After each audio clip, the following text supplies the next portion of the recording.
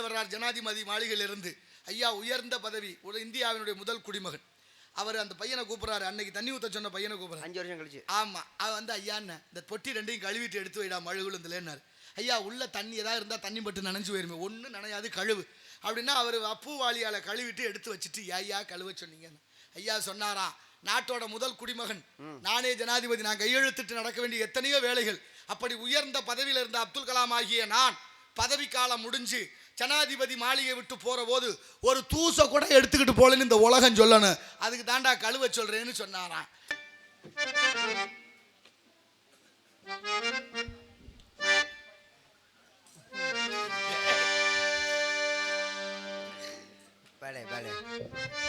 என்ன நீங்க இப்ப மந்திரி மாதிரியே வந்திருக்கீங்க?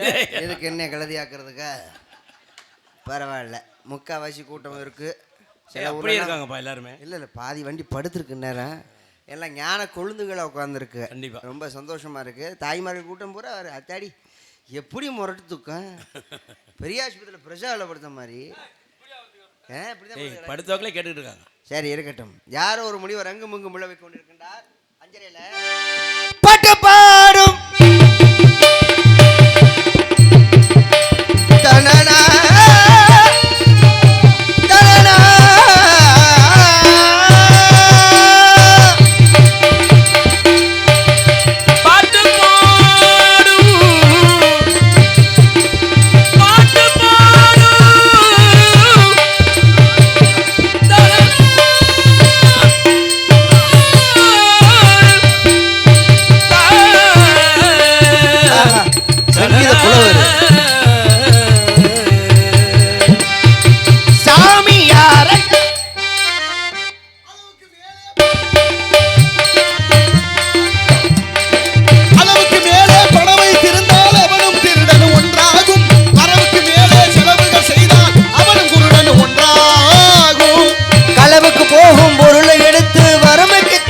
தருமமடா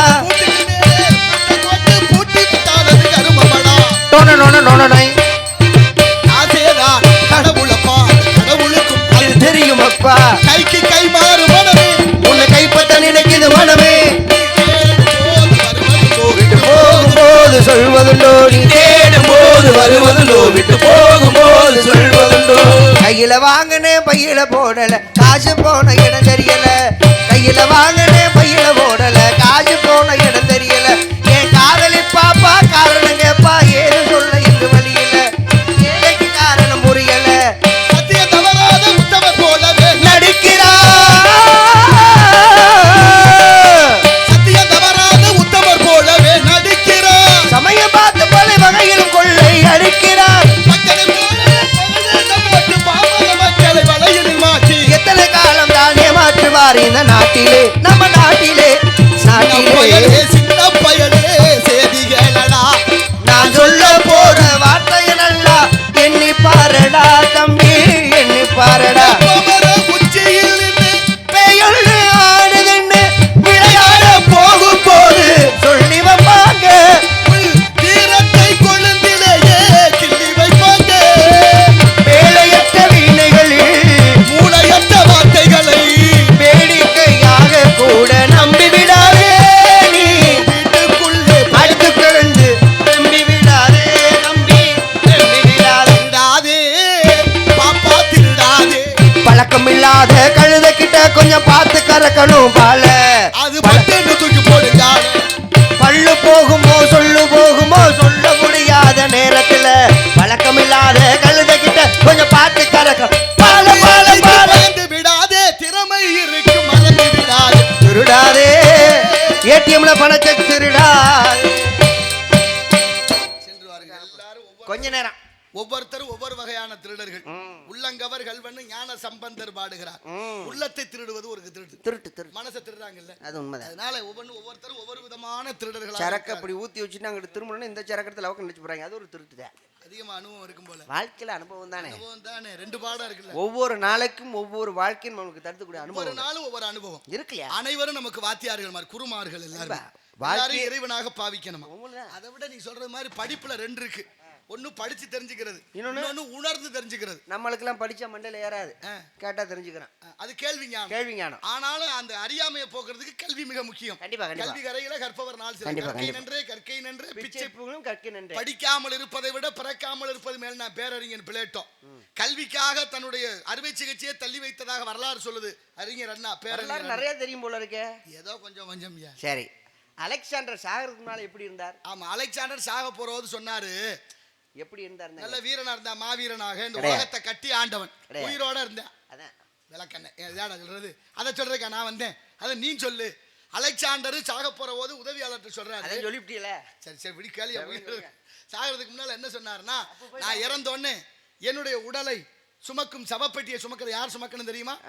நம்ம நாட்டுல உள்ள உயர்ந்த மருத்துவர்கள், டாக்டர்கள் தூக்கணும்னு தூக்கணும். சரின்ட்டாரு. சவப்பெட்டியில ரெண்டு பக்கமும் ஓட்டையை போட்டு வச்சிருங்க. கை ரெண்டையும் வெளியில வச்சு வெளியில தான் வைக்கணும். கடைசியா நான் வச்சிருக்க அரசையின் சொத்தான காசு, பணம், தங்கம், வைரம், வைடூரியம், வெள்ளி, ஏழை எளிய எல்லாத்துக்கும் கொடுத்துருங்க. சொத்துக்கள் எல்லாம் ஏழைகளுக்கு எழுதி வைங்க. கொடுத்துருங்க, வேணாம்யா அப்படின்னு அங்கங்க குவிச்சு வைங்க. சாலையில எடுத்துக்கிறேன், எடுத்து கொடுங்க எல்லாருக்கும். அப்புறம் கேட்டாங்க, எதுக்கு மருத்துவரை தூக்க சொன்னீங்கன்னு கேட்டார். அந்த உதவியாளர்கள் கேட்குறாங்க. அதுக்கு சொன்னாராம் மாவீரன் அலெக்சாண்டர், உலகத்தை கட்டி ஆண்ட மாவீரன் அலெக்சாண்டர். செத்துட்டேன், ஆனாலும் அவனை எந்த மருத்துவராலும் மரணத்திலிருந்து காப்பாற்ற முடியவில்லை. இதுதான் உண்மை என்பதை இந்த உலகம் உணரணும். சரி, கை ரெண்டையும் வெளியில வைக்க சொன்னீங்களே, உலகத்தை கட்டி ஆண்ட மாவீரன் அலெக்சாண்டர் செத்து போறேன், வெறுங்கையோட தாண்டா போறேன், உன்னையும் எடுத்துக்கிட்டு போறேன்னு உலகம் சொல்லணும் அப்படிங்கிறதுக்காக அப்படி பண்ணியிருக்காங்க.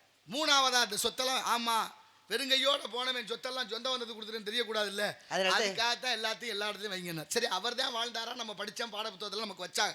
அயல் நாட்டு வீரர்களுடைய வரலாறு பூரா நம்ம படிச்சோம், நம்ம நாட்டு வீரர்களை சொல்லி கொடுக்கலையே, மறைச்சி வச்சுட்டாங்களே. எவ்வளவு பெரிய அநீதி இழைக்கப்பட்டிருக்கு பாருங்க. சொல்லப்படாது. இப்ப சமீபத்துல வாழ்ந்த ஐயா அப்துல் கலாம் 5 வருஷம் பதவி, இந்த நாட்டோட முதல் குடிமகன், இந்திய ஜனாதிபதி, ராஷ்டிரபதி பவன் ஜனாதிபதி மாளிகைக்குள்ள நுழைகிறாரு. ஒரு வாயிற்காவலன் ஓடி வந்து காலில் கிடந்த செருப்பை கலட்டுறாரு. ஏன் தம்பி என்ன வேலையை பார்க்குற? இந்த வேலையை பார்க்க சொன்னா, ஐயா என் வேலை அதாங்க ஐயா, நீங்க கொடுத்துட்டு போங்க, கழுவி வச்சிடறேன், தொடச்சு வச்சிடறேன், நீங்க வந்தோன்னு தர்றேன். வேணா இது ஒரு பெரிய வேலையா, நான் செய்ய மாட்டேன்னா உனக்கு வேலை இல்லை போடான்ட்டார். பதறி போயிட்டு, ஐயா வந்தது வரும்னு ஏன் வேலையை தொலைச்சிட்டீல, இந்த வேலை இல்ல, தோட்டத்துல மாலை முழுவதும் தண்ணி ஊத்து, செடிகளுக்கு மரஞ்செடி கொடிகளுக்கு தண்ணி. 5 வருஷம் முடிஞ்சு வெளியில வர்றார் ஜனாதிபதி மாளிகையில இருந்து. ஐயா உயர்ந்த பதவி, ஒரு இந்தியாவினுடைய முதல் குடிமகன். அவர் அந்த பையனை கூப்பிடுறாரு, அன்னைக்கு தண்ணி ஊத்த சொன்ன பையனை கூப்பிடுறாரு. 5 வருஷம் கழிச்சு. ஆமா, அவன் வந்து ஐயா இந்த பொட்டி ரெண்டையும் கழுவிட்டு எடுத்து வைடா மழுகுலந்துலன்னாரு. ஐயா உள்ள தண்ணி ஏதாவது இருந்தா தண்ணி பட்டு நனைஞ்சு போயிருமே, ஒண்ணு நனையாது கழுவு அப்படின்னா, அவர் அப்பு வாளியால கழுவிட்டு எடுத்து வச்சுட்டு ஐயா கழுவ சொன்னீங்க. ஐயா சொன்னாரா, நாட்டோட முதல் குடிமகன், நானே ஜனாதிபதி, நான் கையெழுத்திட்டு நடக்க வேண்டிய எத்தனையோ வேலைகள், அப்படி உயர்ந்த பதவியில் இருந்த அப்துல் கலாம் ஆகிய நான் பதவி காலம் முடிஞ்சு ஜனாதிபதி மாளிகை விட்டு போற போது ஒரு தூசை கூட எடுத்துக்கிட்டு போலன்னு இந்த உலகம் சொல்லணும், அதுக்கு தாண்டா கழுவ சொல்றேன்னு சொன்னாராம். நினைச்சு பார்க்க முடியுதா? இன்னைக்கு இருக்குமா, இனிமே இருக்குமா? நம்ம எப்படி இருக்கிறோம்? ஈதல் இசைப்பட வாழ்தல் அது வல்லது, ஊதியம் இல்லை உயிர்க்கு கரம் படைத்தது, யானைக்கும் கை இருக்கு இருக்கா? சாமி உலக அனுபவம் நிறைய பேசுறாரு. என்ன செய்ய, வாழ்க்கையில ரொம்ப அனுபவப்பட்டிருக்காரு. அனுபவம் தானே. ஆமா, எதுக்கு வந்தீங்க? உங்களை எல்லாம் பார்த்துட்டு போலான்னு வந்தேன். பார்த்துட்டீங்கன்னா போக வேண்டியதானே? அதுக்காக வந்ததும் புதுசு உழுதும் தரிசனம் போக முடியுமா? நீங்க உலகத்தை திருக்கிறது நாட்டை திருத்தணும் பாக்குறீங்க, அது இங்க முடிக்காத காரியம். அதை வேணா சொல்லு. என்ன காரணம் தெரியுமா? நான் நினைக்கிறேன் மொத்தமா திருத்த முடியாது. யாராவது ஒருத்தர் திருந்தினா கூட என்னுடைய தொழிலுக்கு, இந்த கல்விக்கு, இந்த மொழிக்கு கிடைச்ச பெரிய பாக்கியம் எங்க வாத்தியார். அந்த ஒருத்தர் இன்னும் 4 பேர்கிட்ட சொல்லும் போது ஒரு மாற்றத்தை ஏற்படுத்தும். ஒண்ணும் கிடையாது. செவுத்துல கொட்டை எழுதி போட்டிருப்பாங்க, எங்க குப்பையை கொட்டாதீர்கள், அங்கதான் 1 லாரி குப்பையை கொட்டுவாங்க. செவுத்துல எழுதி போட்டிருப்பாங்க, இங்கு சிறுநீர் கழிக்காதீர்கள் எழுதி போட்டிருப்பாங்க. அங்கதான் நம்ம ஆளுக சிப்ப திறந்துக்கிட்டு செவுத்துல ஆனவனா எழுதுவாங்க.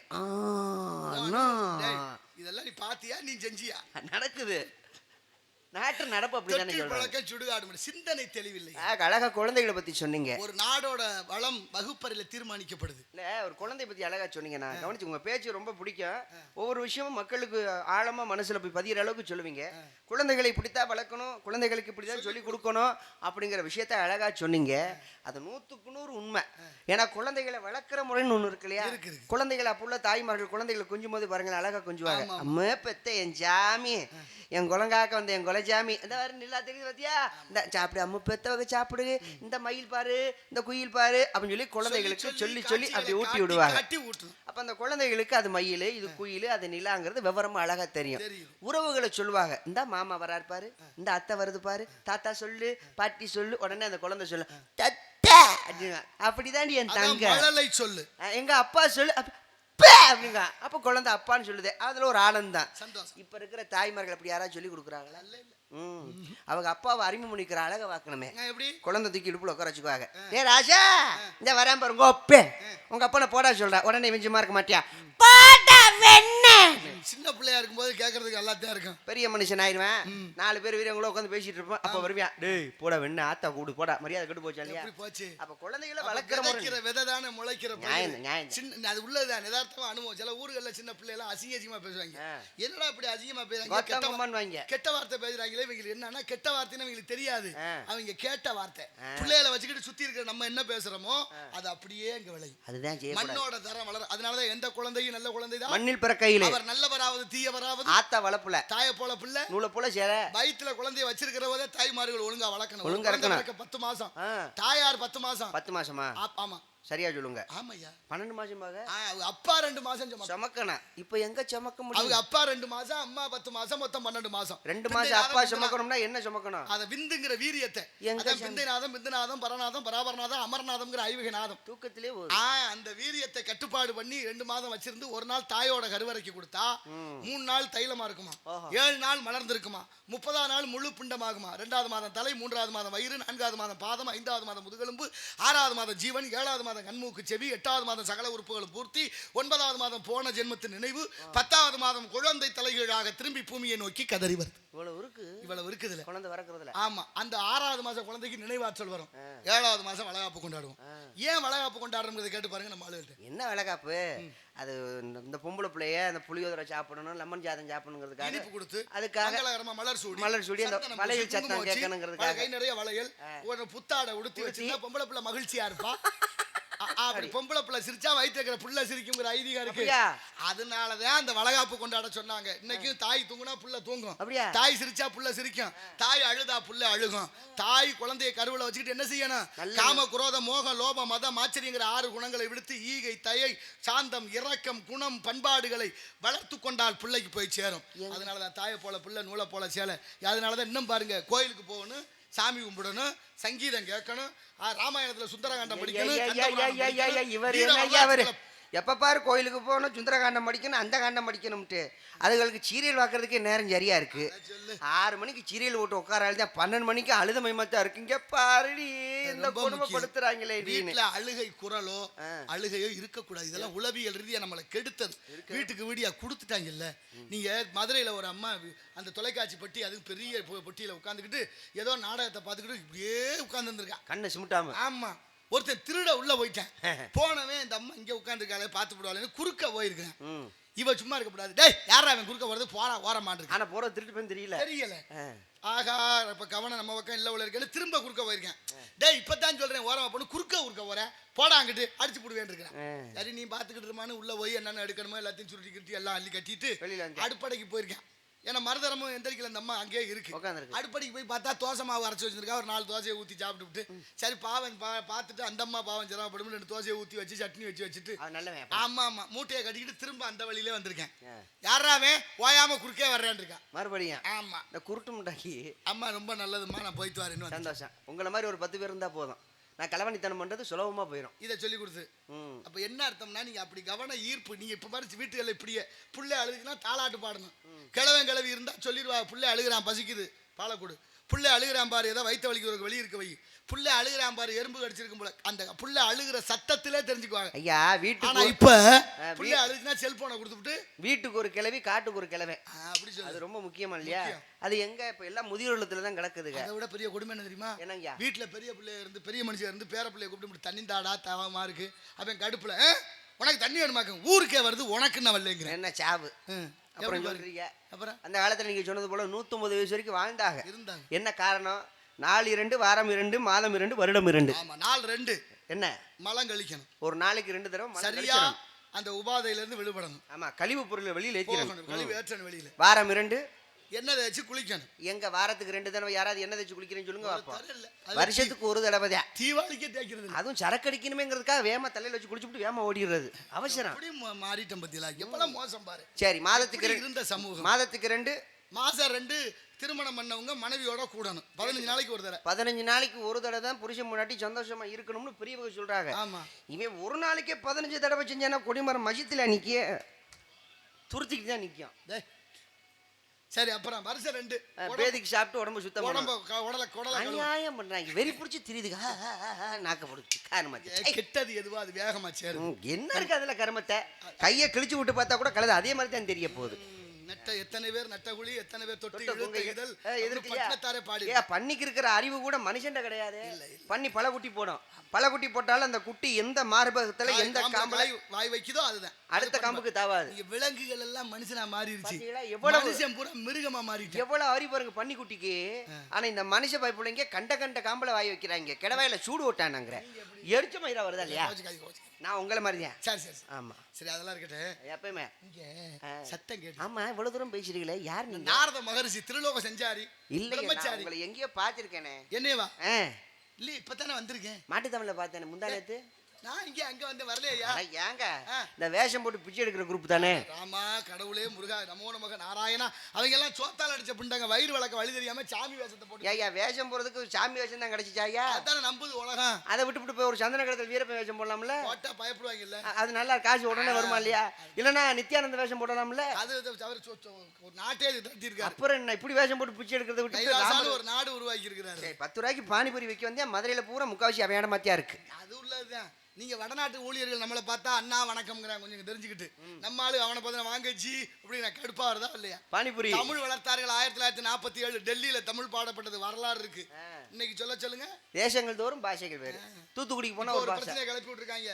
முருகன் வடநாட்டு கடவுளா தமிழ்நாட்டு கடவுளான்னு கிளப்பிருக்காங்க. ஒரு பட்டிமன்றம் என்னென்ன பண்றாங்க பாருங்க இந்த நாட்டுல. ஏன் தமிழனா இல்லாததனுடைய விளைவு வந்தவன் போனவன் எல்லாம் பொருளில் அடிக்கிறான். நீங்க தமிழ பேசுங்கன்னு சொல்றீங்க.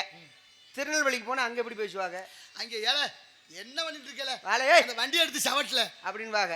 கோயம்புத்தூர் போனா ஏனுங்க வாங்க வந்து சாப்பிட்டு போட்டு போங்க அப்படின்னு வாங்க. கோவத்துல கூட மரியாதை இருக்கும். மதுரைக்கு வந்தா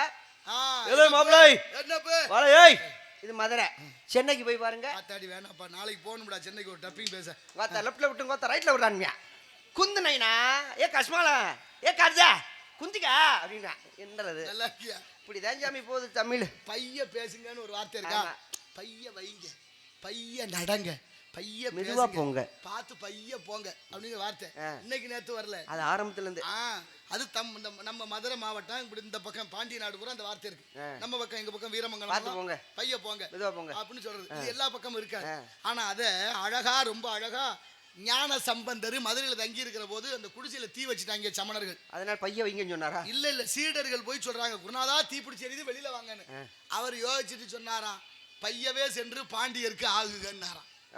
ஒரே இந்த நெருப்ப பையவே சென்று பாண்டியருக்கு ஆகுக. வேகமா போயிருந்தா அவசரப்பட்டு சொல்லாதீங்க, பொறுமையா போங்க. பைய இல்ல நெருப்பு போய் பாண்டியனுக்கு ஆகுகன்னு சொல்றாரு. அத வேகமா போன அவர் சொல்லல. ஏன்னா கருணை. வேகமா நெருப்பு போனா அங்க எரிஞ்சு போயிடும். பையவே சென்று பாண்டியருக்கு ஆகுகன்னாரு. அதுதான் பாண்டியனுக்கு வெறுப்பு நோய் வந்தது.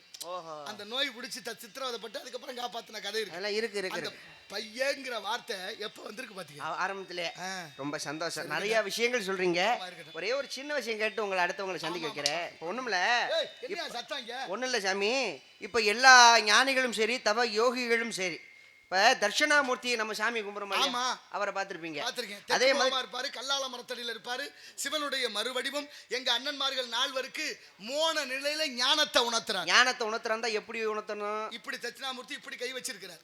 இது ஏன் வச்சிருக்காங்க? தட்சிணாமூர்த்தி ஐயப்பன் மாணிக்கவாசன் 3 பேரும் இப்படி வச்சிருக்காங்க. எனக்கு என்ன காரணம்னா இந்த விரலையும் சேர்த்திருக்காங்க. அப்படி இந்த விரலையும் சேர்த்தவங்க ஏன் இந்த விரல அப்படி சேர்க்கப்படாதா? இந்த வரல சேர்க்கப்படாதா? இதெல்லாம் சேர்க்கலாம். ஏன் இதை மட்டும் ஏன் சேர்க்கறாங்க? இல்ல சொல்றேன், இதை சேர்க்கறதுக்கு ஒரு காரணம் இருக்கு. இதெல்லாம் சேர்க்கறது எதுக்குன்னா பயிற்சி பண்ணணும். விடிய காலத்துல எந்திரிச்சு முத்திரை பயிற்சி பண்ணணும். முத்திரை ஒவ்வொரு நரம்பு ஒவ்வொரு உறுப்புகளுக்கு போய் சேருது. அது செஞ்சா உடலுக்கு ஆரோக்கியம். இது செஞ்சா இது என்னன்னா இதுக்கு பேர் சின்முத்திரைன்னு அர்த்தம். இதுக்கு பேரா? ஆமா, சின்னனா ஞான முத்திரைன்னு அடையாளம், ஞான அடையாளம். ஓ, ஞானத்துக்கு வரணும்னு. இது வந்து சீவாத்மா, இது உயிர்கள். இது பரமாத்மா, இது இறைவன். ஓஹோ. இந்த ஜீவனை இறைவனோடு சேர்ப்பதற்கு பேரு சைவத்துல அத்வைதம்னு பேரு. அத்வைதம்.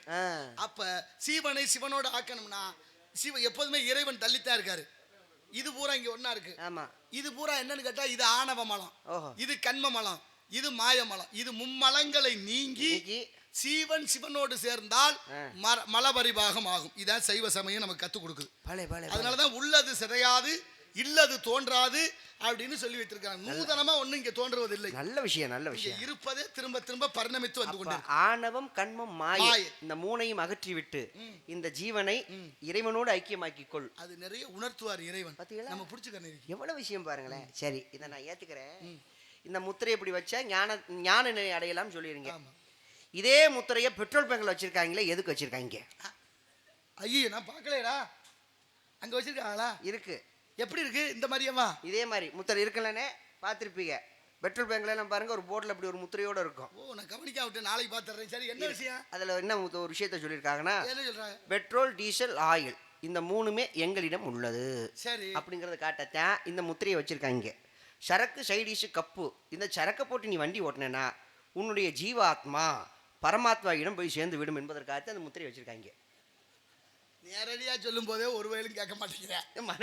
மறைமுகமா வேற சொல்லி யாரா கேட்பாங்க. சரி, இருக்கட்டும் ஞாமி, ரொம்ப சந்தோஷம். ரெண்டு கிளவிய பேசிக்கிச்சான். இப்ப இது மூணுக்கு விளக்கம் சொல்றேன் பாரு. ரெண்டு கிளவிய உட்கார்ந்து இருக்குது. எங்க மயம் வந்து ஆளே காணு வந்தா நிக்கிறானே, ஓடுறேன் அவன் பாட்டுல விளையாட்டு புள்ள. நம்ம பேச்ச அவன் கேட்கிறான், ஆணவம் புடிச்சுக்கிட்டு அலைகிறான். ஆணவம் ஆணவம் வந்துருச்சா? அடுத்து ஒரு நாள் வந்த மயம் எங்க சாப்பிட்டானா இல்லையா, எங்க சாப்பிட்றேன், அப்படி சமைச்சு வச்சிருக்கேன், விழாம்பழம் ரசம் வச்சிருக்கேன், முட்டைக்கோச்சு பொரிச்சு வச்சிருக்கிறேன், எங்க ஓட்டினானோ எந்த ஹோட்டல்ல சாப்பிட்றானோ அவன் கர்மத்தை அவன் தானே தொலைக்கணும். கண்மம் வந்துருச்சா? கண்மம், ஆணவம், கண்மம். மூணாவதா ஒரு நாள் கேட்கிறான், எங்க மயம் அப்படின்னா என்ன மாயை, மனைவியோட பேசிக்கிட்டு இருக்கிறேன் ரகசியமா, பொண்டாட்டிகிட்ட பேசிக்கிட்டு இருக்காங்கிறது அந்த கிழவி மாயையில முழுகிக்கிட்டு இருக்கேன்னு சொன்னான். ஏன் தெரியுமா? கல்யாணம் பண்ணோன்னே மணவரையை சுத்தி அந்த அக்கினியை சுத்தி வரும்போது பொண்ணோட சுண்டு வரலாம் மாப்பிளோட சுண்டு வரலாம் தான் ஒன்னா இணையுது. ஏன்னா இதுவும் மாயை அதுவும் மாயை, மாயில் மூழ்கிறான்னு சொல்லி வச்சான் தத்துவங்கள். ஆனா இல்லறம் அல்லது நல்லறம் அல்ல, பல விஷயங்கள் இருக்கு. இதெல்லாம் ஒரு நாள் பத்தாதியா சொல்லிட்டு இருக்கலாம். ரொம்ப சந்தோஷம். இங்க சத்தம் கேட்டுச்சு, உள்ள பொம்பளை பிள்ளை வந்திருக்காங்க. பெண்கள் பேர் என்னவோ? உன் தங்கை வள்ளி. உன் பேரு வீரத்தேவை. இந்த அவங்க அப்பா நம்பி அவன் தான் மனக்கட்ட பையன். என்னடா அப்பா இப்படி போயிரா? அவனுக்கு என்ன மரியாதை? மரியாதை இல்லாம நல்ல மனுஷன். யார் நல்ல மனுஷன்? அவனா? அவன் சும்மா கிடக்காம எங்க ஆத்தால போட்டுவிட்டு நல்லா தானே இவ்வளவு நேரம் நிறைய பேசினேன். அப்புறம் என்ன கடுப்பு எவ்வளவு விஷயத்த நீனு சொன்னேன், கேட்கறதுக்கு மகிழ்ச்சியா இருந்துச்சு. கடைசியா போய் அப்பா போய் இப்படி அசிங்கமா. நான் ஒன்னும் தப்பா சொல்லி எங்க ஆத்தால கல்யாணம் பண்ணியா இம்சை பண்ணிவிட்டு எங்களை பத்தி விட்டியா இவன் மண்ட அணியாதுக்கு அப்புறம் கோவம் வருமா வராதா? என்னையா பண்ணாரு? நீங்களே எங்க ஆயத்தை சொல்லுங்க. ஊர்ல திருவிழா வச்சாலும் சரி கல்யாணம் வச்சாலும் சரி சாமிக்கு முத பத்திரிக்கை வைக்கிறாங்களோ வீடு தேடி வந்து எனக்கு முத பத்திரிக்கை வைக்கிறாங்க. மரியாதை ஊர்க்காரவங்க அந்த அளவுக்கு மரியாதை வச்சிருக்காங்க. எங்க ஆத்தால எங்க அப்பா கல்யாணம் பண்ணானே எனக்கு ஒரு பத்திரிக்கை கொடுத்தானா? அப்புறம் தெரியுதா மாப்பிள்ள மூளை இல்லாத கழுதை இவன் தான்னு? ஏயா உங்க அப்பா கல்யாணத்துக்கு உனக்கு பத்திரிக்கை வைக்கல? சும்மாவே நீ கழுத கழுத. சரி இருக்கட்டும், நான் பாப்பா கூப்பிடுறேன். வாடாமா. சொல்லுங்க அமைச்சரே. அப்பா உன் தூர்த்திய மூடு. இந்த படத்திற்கால லேசா பிறண்டு படுங்க போ, கழுத்துல நரம்பு பிடிச்சிக்க போகுது. ஆமா பாத்தா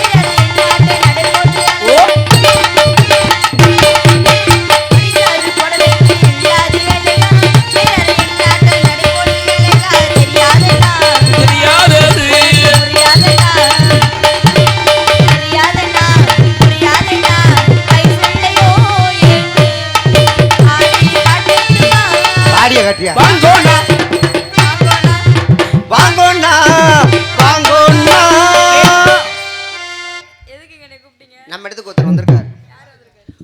உடம்பு சைஸாப்புல நகை வாங்கி போடு. நீங்க பாருங்க எத்தனை நீ நகை வாங்கி போட்டிருக்க, உடம்பு தாங்குமா? ஆமா 350 ரூபாய்க்கு வாங்கினது ஒரு பெரிய வசதியாக்க. பிரம்மச்சாரி பிரம்மச்சாரி யாரும் தெரியுமா? சொல்லுங்க. வருதா நித்யானந்தம். டேய் நித்யானந்தமா? நாரத மகாமுனிவர். போறீங்களா? எவ்வளவு? நித்யானந்தா நித்யானந்தா வலிக்கு விடலாம்.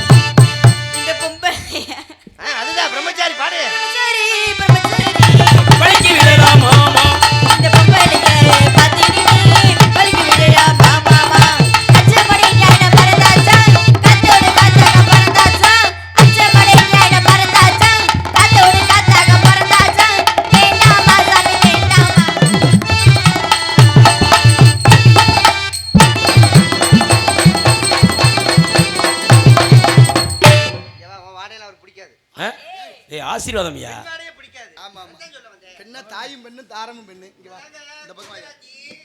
அரே விஜய், குஜராத்தி ஏய் குஜராத்ல இருந்து வந்திருக்கு.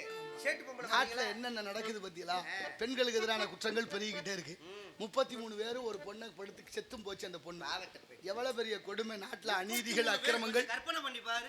டேய் ரொம்ப முக்கியம்டா இது அந்த படிக்கு சொல்றேன். சுதாரணமா இருந்துக்கோங்கறேன். பொம்பளை பிள்ளைல விட்டுறியாடா ஒழுங்கா எங்க நான் விட மாட்டேன்னு சொல்றேன். ஐயா, என்ன பேசுறான் பாருங்க அர்த்தத்தை அனர்த்தம் பண்ணிட்டே இருக்காங்க சரி அடுத்த காவல் ஆள் யார் மிக்க மகிழ்ச்சி வள்ளி எங்க போனாலும் சூதானமா போ ஒரு பூட்டு வாங்கி போட்டுக்கோ. ஆமா ஏய் வீட்ல வீட்டுக்கு அது நல்ல ஆமா பொம்பளை பிள்ளைகளை பத்திரமா பார்த்துக்கோங்க தா. நிறைய நடக்குது நாட்டில். பார்த்தா எனக்கு ஒரு பூட்டு வாங்கி அம்மா பார்த்தா